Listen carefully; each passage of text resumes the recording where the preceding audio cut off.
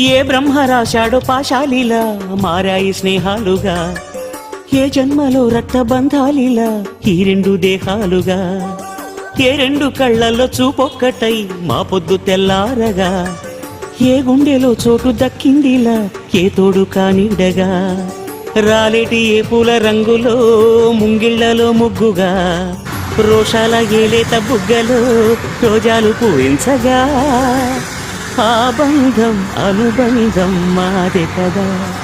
చిన్ని చిన్ని ఈ పువ్వులు చూసి జాబిలి నవ్వింది, సిరి వెన్నెల జల్లింది.